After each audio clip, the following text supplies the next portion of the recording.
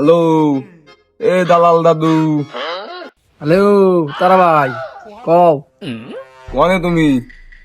এই একটা ভালো গরু আছে, গরুর প্রত্যেকদিন 30-40 কেজি দুধ হয়। গরুর তলামলাও তো খুব সুন্দর।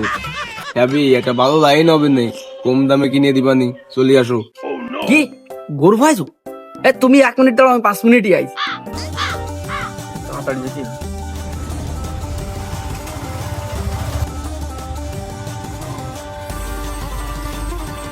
এই যে চলে আসি।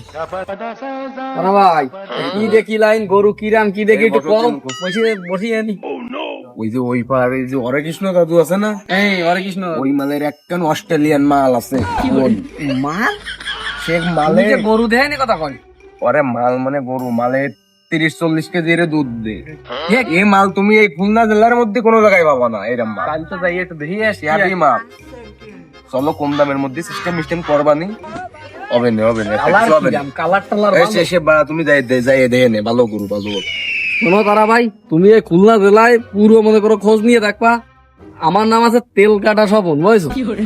এই যে গরুর না ফ্রিজিয়ান গরু ছাড়া আমি কিনিনি। সব স্বাস্থ্য মাস্ত এই খুলনা জেলার ভিতরে তুমি যাই শুনিয়ে দেখবা। তেল কাটাটা শোনো, এ দেশে গরু না, এই টিকটকার অপবাইয়ের অস্ট্রেলিয়ান গাবি ইম্পোর্ট করে আনা। কি বললি? আমি কিন্তু ফ্রিজিয়ান ছাড়া মাল নিই নি। তোমার ফ্রিজিয়ান কাটা হবে? হ্যাপি গাই চলো। ঠিক আছে চলো, বান টান কি সব ঠিক আছে বান। তারা ভাই তাহলে চলো দেই যে অপুভাই সেই অস্ট্রেলিয়ান গাবি দেখিয়ে আসি কেমন, ওটা চিনে নিয়ে যাই।